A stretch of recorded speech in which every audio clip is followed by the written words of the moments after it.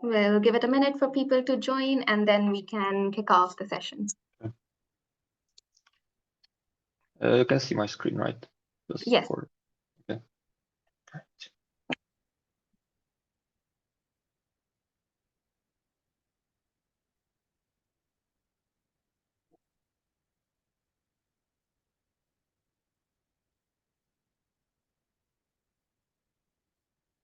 Okay, I see people.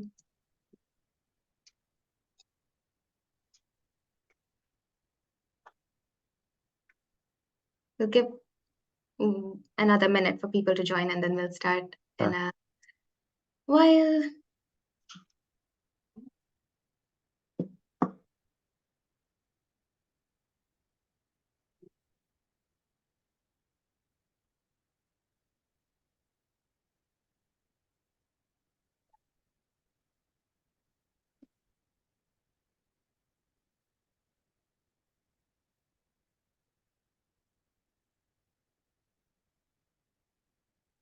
So I think we can start in a moment.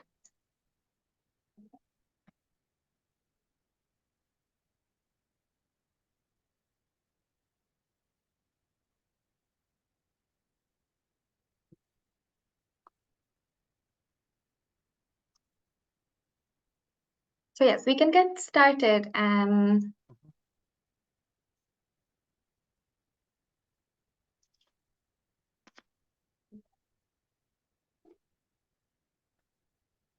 And just a second, I'm just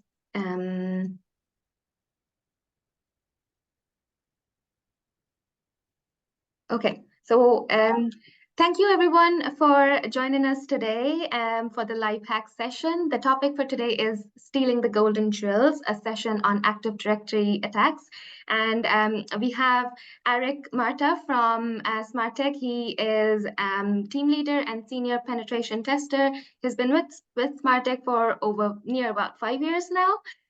So thank you so much, Eric, for joining us today. Lovely to have you. And he's based in Krakow and is part of our amazing offensive security team. So we all look forward to this session, and I'll pass it on to you without any delay. But before we go on, we are going to announce the winner for our giveaway that we are doing. And the winner would be announced towards the end of the session, and we'll be getting a Millennium Falcon Lego set. So hang on until the end, and Eric, I'll pass it on to you to start the session. Right. Thank you. Thank everybody for joining. So I'd like to welcome you all to our live hacking session dedicated to Active Directory attacks. In this session, I'll talk about attacks against the Kerberos service. So I'll quickly give you a quick overview of today's agenda. So first we will go over Kerberos, what it is. Then we talk about Kerberos authentication flow, AS roasting and Kerberoasting, which will be the attacks that we'll focus on today. Then we'll go through the attack showcase. Will show you how to exploit these vulnerabilities, these misconfigurations, and after that, we'll talk about some mitigations, so how to protect against these attacks and how to monitor your environment to detect such attacks quickly and react in time. And then there'll be just a short summary of the entire presentation. So without further ado, what is Kerberos, right? So Kerberos is an authentication protocol used in Active Directory in Windows environments. And it's actually been a default authentication protocol for Windows domain or Active Directory domain services since Windows 2000, right? So it's been quite a while. So it's a stateless authentication protocol. So what does it mean? Basically, it means that the system doesn't maintain any information about any past interactions, right? So it does not store users' authentication session or anything like that. And each request from the client will have to basically contain a ticket, right? So it's a ticket-based authentication protocol, and these tickets are, in the first step, they're negotiated between the server, the main server, the domain controller, which is used to manage the entire Active Directory environment, and it's time limited, right? So so if somebody was able to capture it in any way, then they'd be unable to use it after a while. Right. So it's more secure compared to other solutions because it's, for example, compared to the NTLM protocol, is in a directory. If you want to authenticate, directly to using NTLM, then you'll have to either supply a password or a hash of that password. And if that's intercepted in the middle attack, then basically the attacker can quickly reuse this. And for ticket-based authentication, it's impossible since tickets are encrypted. And so we'll go over the basic authentication flow in Kerberos, and so essentially we have three main participants in this entire authentication flow. So we have the client, right? So it's a user that wants to authenticate and access a certain service in Active Directory.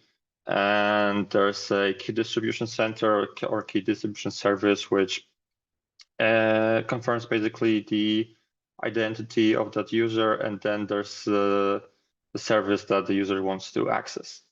And so first of all, in order to confirm user's identity, and the user has to make a request to the key distribution service, and during that, the user requests a TGT, which is a ticket granting ticket, and this basically is something that confirms user's identity. And so the user sends a encrypted timestamp to the key distribution center, and this timestamp is encrypted with their password.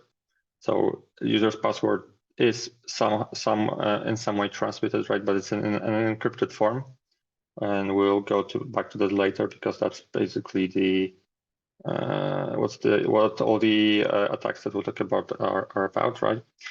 And yeah, and the TGT, it contains all the information about the user, so their name, creation date, and all security groups that they're in. And by default, it's time limited, like I mentioned before. So it lasts only like about 2 hours. And once the user, if the user then wants to request access to a certain service, they have to use the ticket granting ticket, the TGT, to obtain a TGS, which is a ticket granting service ticket, which then user can use to talk to the service they want to access, right? And so also the user has to present the key distribution center with the TGS, and if everything checks out, right, if the key distribution center confirms that it's a valid TGT, then the client will basically receive a TGS in response, and then can authenticate to the service, which will confirm whether or not the user has proper privileges to actually access that service. And so there, for basically for the most important request and responses type. So there's a authentication service request. That's the first request that user sends in order to obtain a TGT. And if everything works out, then they'll receive an authentication service response or ASREP in short. And that response contains a ticket granting ticket. For TGS, the user talks to the ticket granting server and sends a ticket granting service request or TGS request. And in response, they receive a ticket granting service response or TGS rep in short, which contains the TGS, the ticket granting service. Right. And the first attack that we talk about, ASREP roasting, allows the attacker to actually obtain the ASREP response, so the authentication service response without any credentials, right? The only thing that is required in this attack is the user's username. So if an attacker was able to somehow obtain domain's user's username, then they will be able to carry out this attack. And this is possible because an admin has set up a service account to not require Kerberos pre-authentication. And you might ask why someone would do that. Well, certain services or certain vendors might require this for their services to work properly. And so this is sometimes why admins would do that, right? And so once this is done, anyone with the user's username can request the ASREP response, which is encrypted with the user's password. And since it's encrypted with the user's password, we can attempt to perform some offline brute force attacks and try to obtain this password. So if the password is not a strong password, if it's not a complex password, then the attacker might be able to basically very quickly obtain this password and compromise the affected account. Right. So in summary, if an account has pre-authentication disabled, then any attacker can obtain an encrypted TGT because the TGT is returned in this AS response, and then attempt to crack it offline.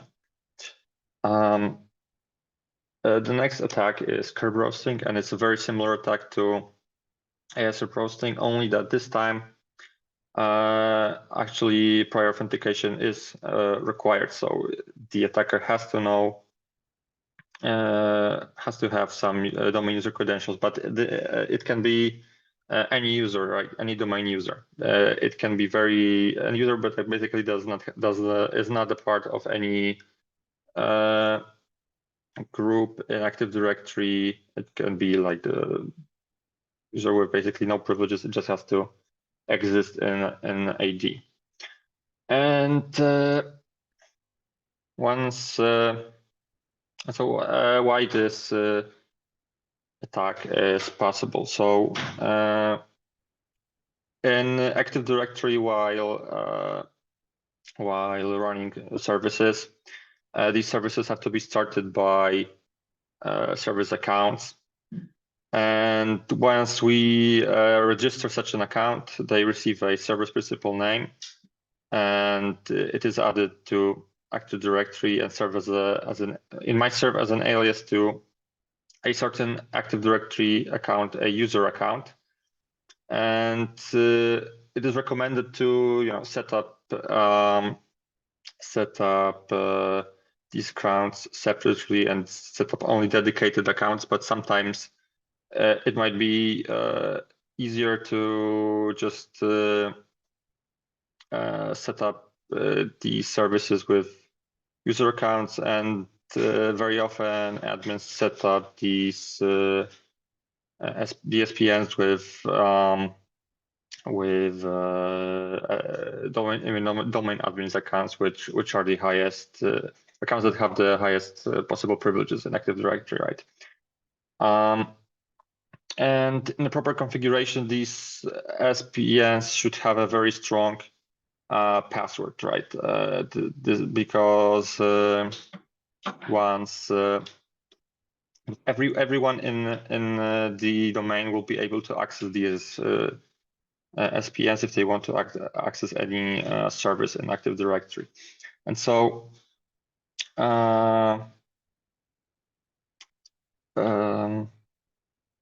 also if we have any user in Active Directory requests a service ticket, so a service ticket to access a specific service in Active Directory, then they will receive a encrypted response, which also is encrypted with user accounts key. And in this case, there will be the SPN's accounts key, secret key, right? So after performing this attack, we can also perform an offline brute force attack and attempt to obtain that user's password. Yeah, so right now I'll show you how this attack might look like in a simplified version in our lab. And so first of all, so we'll be dealing with just one server in this session, and it'll be our domain controller, right? So we maybe I've reviewed something naturally. Yeah, so as we can see, we have a domain controller with this specific address, and it's a part of a Smarttech.local environment. And so in a kind of a CTF maybe scenario, CTF-like scenario, first thing you might want to do is to check if there's any way that you can gain initial foothold, right? So I will omit any scanning and port scanning and so on. I will just assume that since this is a domain controller, it has all the proper required services enabled, and we'll attempt to check if there's some information you might gain. So first thing we might want to check is if there are any anonymous, if there are any SMB shares available on this machine that we might be able to access anonymously, right? So I'll once again use the Kragma tool, which basically allows us to interact with any Windows machine Active Directory using very commonly used protocols such as SMB, such as remote desktop, and so on, MSSQL. So yeah, I'll just type in, and I've got a hint. So in this command, we're using an anonymous account because we're using sort of a random username. We're not supplying any a password, and we're asking the tool to read if there are any readable shares. And as we can see, there's one readable share. So there's a share called Smarttech, and we have read permissions to the share. And so since we have read permission to the share, we'll use another tool called SMB client to access this service, this share, and see what we might get from there, right? So we're not supplying a password, and then so we are here. We're on this Smarttech network share, and we might want to list what's available there. So we can see that there's an archive file there. So we just, in order to inspect this file, we'll have to download it. So we're using a get command. And as we can see, the file has been downloaded to our machine. So we'll not exit the SMB client session. We can see that there's the archive file is present here. So now what we'll do is we'll extract the contents of this archive and see what's inside. So as you can see, there's some files that most likely contain usernames and are extension mates. So I can assume that these are some email messages sent by somebody. And in this case, it's an email message in which a system administrator transferred initial credentials for users in the Active Directory. So this allows us to enumerate, these network users and their account password. So since we have 3 of these accounts, right, we might want to check all of them out and see what's inside all of them. So we can see that each of these accounts has the same password, right? It's Smarttech247 ! So right now we want to check if these passwords are valid. So we'll create a user's file to see if these accounts are valid. So first of all, we'll put in Frank Castle, right? There was John Doe and Alice Wayne, right? So we'll save that. And we'll once again use the crack map tool, and yeah, copy the password to see if any of these accounts are valid in any way. And so as you can see, none of these accounts, this password isn't valid for any of these accounts, and we got access denied even for Alice Wayne. So what can be a next step? So like I mentioned in my presentation, we have these usernames, right? So if we what we can do is we can verify if these users are affected by the IS rep overseeing attack. And the only prerequisite that is needed to perform these attacks are these are the usernames, right? So we can use another tool from the packet suite, and right. Sorry.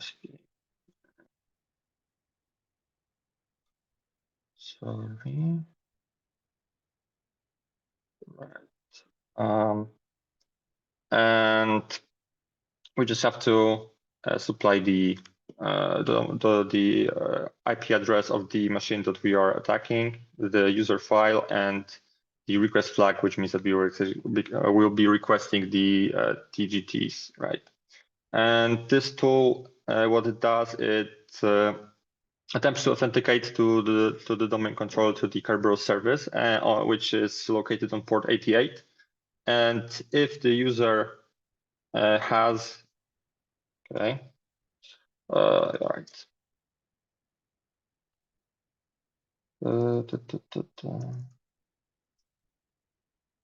Should be fine now. If the user has the pre-authentication flag enabled, then we will receive a TGT, and we have received a an encrypted ticket for the user Frank Castle. So now what we want to do is we want to crack it offline, right? So we want to copy this hash. We're going to place it in a directory where we have a word list ROCU, which is a popular list of over several million different password variants, and a base 64 rule file basically contains rules for manipulating these passwords, so for appending certain characters at the end of a phrase, of changing certain characters. For example, an A will be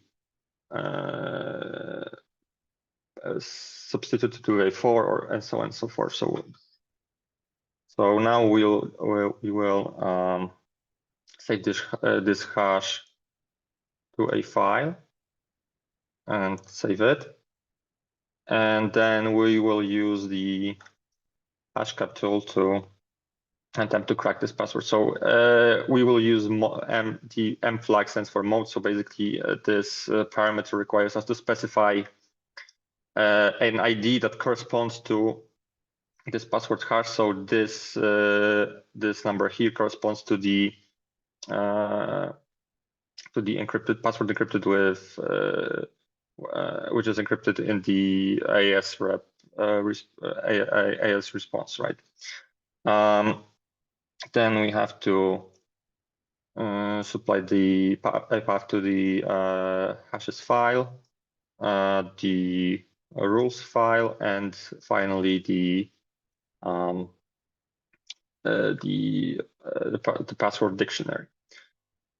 And this password was as we can see, this was pretty quick, and we have obtained the password for user Frank Castle, and it's password 1 basically. And so now what we want to do is we want to establish, since we have a domain user, we can access services in Active Directory such as LDAP. So it allows us to read and read from domain control. It allows us to read information about the Active Directory structure, all its users, all its groups, machines that are present in this environment, and so on, and also relations between these objects, right? So if user has, for example, local admin rights on some machine, we'll be able to we might be able to obtain this information from that service. And to do that, we can use another tool, which is called BloodHound. And this tool basically makes multiple calls to LDAP service and extracts Active Directory data and maps these relations between all of objects in the Active Directory environment. And so we'll use the Frank Castle account to do that. So we have to supply the user and its password, the domain name that we are attacking, the host name of the full host name of the machine that we'll be attacking, and an address of a DNS, local DNS service. And so we can see that this tool has connected to the LDAP service. It's found one domain, which is the domain we have supplied, has found 2 computers, 13 users, 55 groups. And yeah, so now we have multiple JSON files which we want to export to our local machine. So what I'm going to do is I'm going to export this right here. Yeah, and then we will import these files to a version of BloodHound that offers us a graphical user interface. And this way we'll be able to visually inspect all the relationships in Active Directory. And so we'll copy all of these files and drag them right here. Click upload. And so now all of this information is uploaded into the BloodHound app. And now in the Cypher section, we can query this our local BloodHound database and map all the information we need. So, for example, we can query the database to. Okay, it's just now is no information to display. Okay, that's weird. Anyway, I'll move on to Kerberoasting then directly. So, for example, since we're dealing with Kerberos and we want to create this attack, we might want to see if there's are any Kerberoastable users. Kerberoastable users present in the Active Directory environment. That's so weird that it's not returning any. Maybe I'll refresh it. Sorry for that.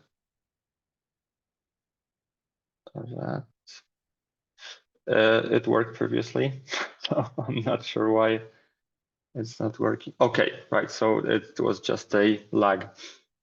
So yeah, as you can see, we have probably the first command should work as well, right? Okay, yeah. So as you can see, there are we can list all domain admin accounts in the Active Directory environment, which are presented here on this graph. So all these users belong to the domain admins group, and we have a user administrator, we have user SQL service, customer service, and so on. And yeah, so these are these 5 users are the users that we want to target. These are the high value targets that we want to obtain, right? So if you want to compromise somebody's entire local network environment, local Active Directory environment, then we have to target these accounts and try to obtain these accounts in any way we can. Right? So and since this session is about Kerberoasting, then we can check if any of these users are susceptible to this attack. And so we can query the database to return users that are affected by this attack. We can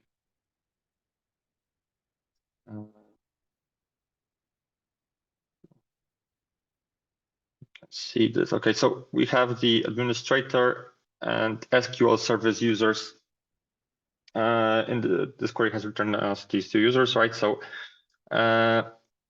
so we can see that administrator, which is a domain admin, as well as SQL service account, are both Kerberoastable, right? And obviously, so this means since they're Kerberoastable, right, it means that an admin had to start a service in Active Directory. So, for example, a database, an SQL database, or any other service using these 2 accounts. And this doesn't mean that they are that this is going to yield any positive results for us, for an attacker, right? Because still, if these accounts have a strong password, then we might not be able to get to compromise these accounts. But obviously, we're going to try and do just that. So, so since we have a like I said, to request these hashes or encrypted passwords for these accounts, we can use the Frank Castle account that we were able to compromise previously. And this time around, we don't have to supply any user list because any user in Active Directory is able to list SPNs and request a valid ticket for these accounts. So I'll use the get user SPNs tool to do that. So once again, we just have to supply the user account that we're using, the IP address of the targeted machine, and later the password, which is in this case is password 1. Right, and as you can see, this tool has returned 2 SPNs as we suspected from based on our based on all the results that we've seen in BloodHound, and we have to encrypt it. These contain encrypted passwords of these two accounts, so for user administrator as well as for user service. So now we're going to once again try and perform an offline password cracking attack. So we'll create a hashes2 file. We'll paste these in here, and then this time around we'll change the ID of the hash because it's a totally different password hash, and also we supply the okay. Well, no, it should be right here, right? I might have not said this. Okay, I've made a typo, and that's why it's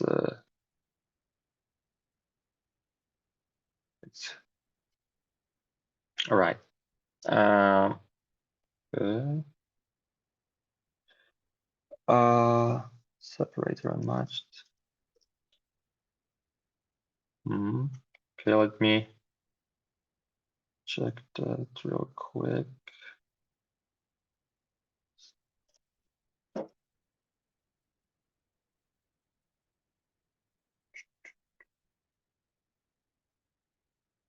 Okay, because I've supplied the wrong password hash ID.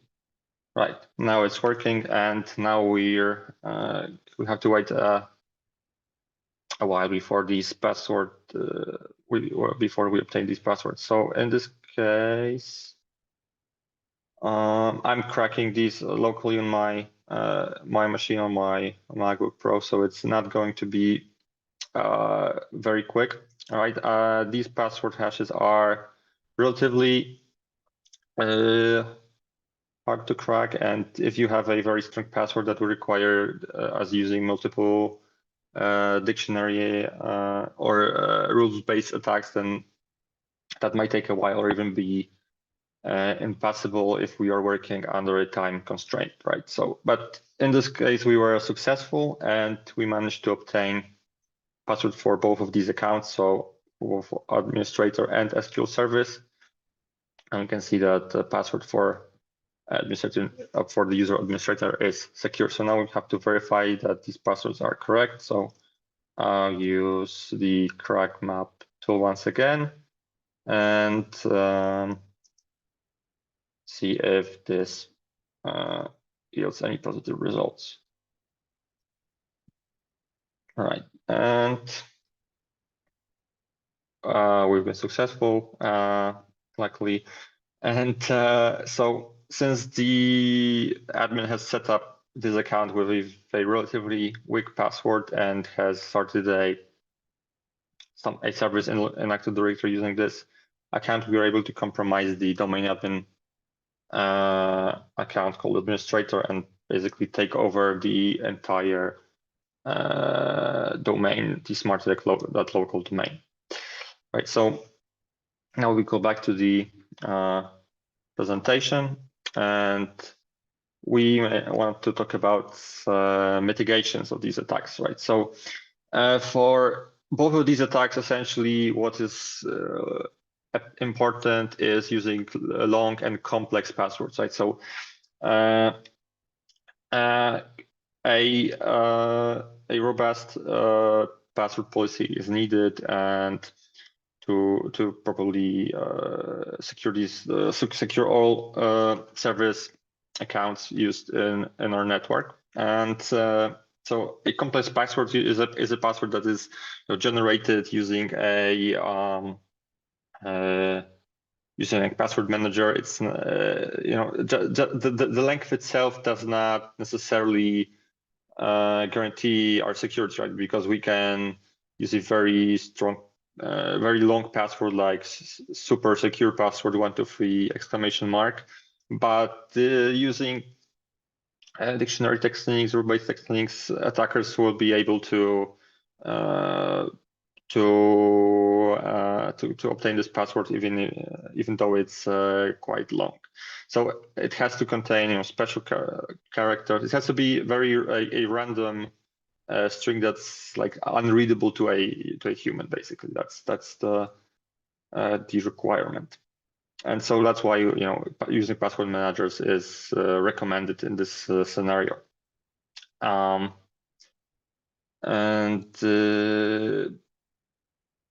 Obviously, when it comes to length, we might recommend like 28 or even more characters in the password string. For Kerberos, using strong encryption. So we don't want to use the RC4 encryption. We might want to use AES encryption instead, since it will be harder to obtain user passwords using offline password cracking attacks. And for ASM roasting, if it's not necessary, we want to actually enable Kerberos pre-authentication for all users, right? Because this allows the attacker to compromise an account just by knowing its username, which is might be quite dangerous, as we've seen in this particular scenario. And maybe this might look simple, but this is something similar. We've seen multiple similar scenarios in real world organizations. So when we basically escalated our attack from nothing, from just knowing some very low privilege username to domain admin, right? So that's that might be really dangerous. For Kerberoasting, we might want to, and for SPNs, we might want to implement group managed service accounts, and this basically allows us to rotate passwords and for these accounts regularly, and yeah, we don't have to, and this is done automatically, so we do not have to worry about updating these passwords for every 30 days and so on.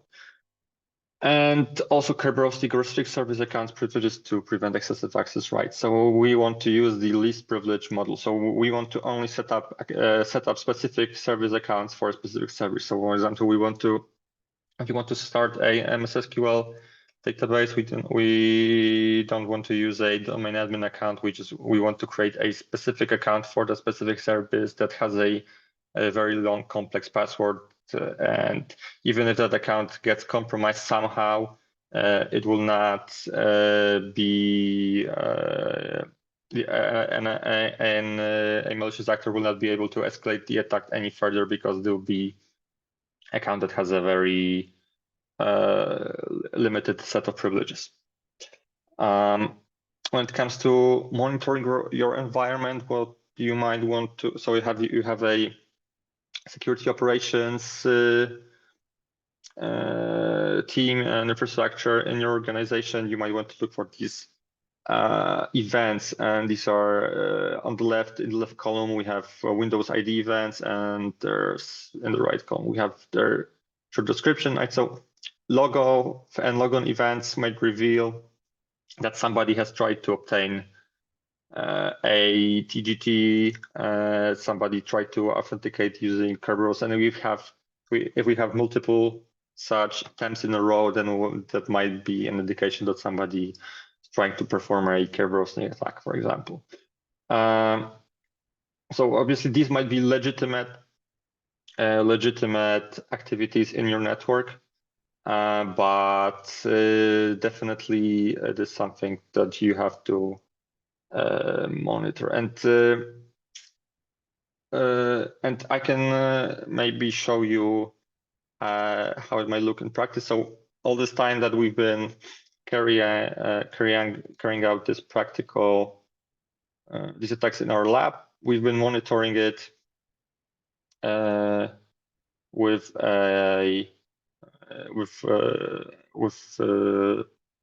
dedicated software, and we might want to look for security events that might indicate that something suspicious was happening. So you can see that these events that I've been talking about, such as Windows login success, appear here in this panel, and you can see that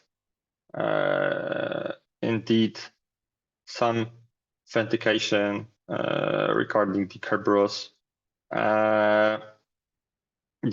protocol happened, and there are multiple attempts in a short period of time. So from like 1543 to 1545 happening, right? So and also I think that maybe I should be here.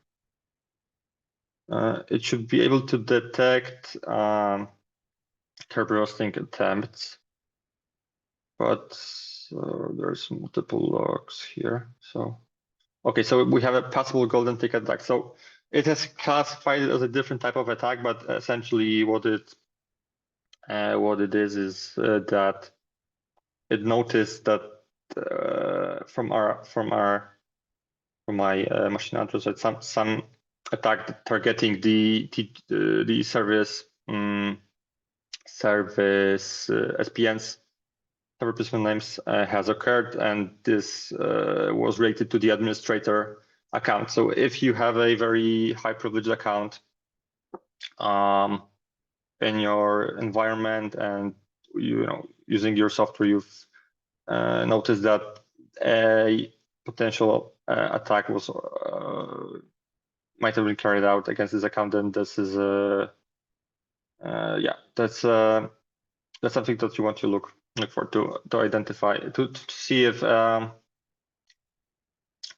anyone tried to perform as attack, especially against high value targets, because sometimes it might be necessary to use SPNs with high privileges. So if you have a SPN that is somehow related, somehow has domain privileges, then this is something that you want to monitor as well. Right. So in summary, just to summarize what we've talked about up until this point. So Kerberos is stateless, ticket-based authentication protocol, so it does not save user session anywhere locally, and the user has to authenticate using tickets, using TGTs, using TGSs, and so on. And this leads to common abuses such as ASP roasting and Kerberoasting. So ASP roasting, we can perform this attack basically just by knowing the affected user's username. And for Kerberoasting, we actually need a valid domain account. And as we've shown in this presentation, a successful attack can lead to the compromise of the entire Active Directory environment. And as a basic mitigation, we want to implement the least privileged model. So we want to run our services with least privileges possible, and have a strong password policy. And that be it from me. Thank you for your attention. Thank you so much, Eric. That was such a lovely session, especially to know what's going on behind the hood, and how important it is for organizations to monitor their environment and have a strong password. Very simple, right, but very important. Yes, very simple but important. So thank you all for sticking on. I know we are over time, but it's time to announce the winner for our giveaway. And the winner for our giveaway, who will be getting a Millennium Falcon set, is Tom Turner. So congratulations, Tom. We'll be reaching out to you and we'll be sending you the pack shortly. And thank you everyone for joining us today. Hope you all enjoyed it. We would be sharing the recording later with all of you. And hope you had a good time. Thank you so much. Bye. Bye.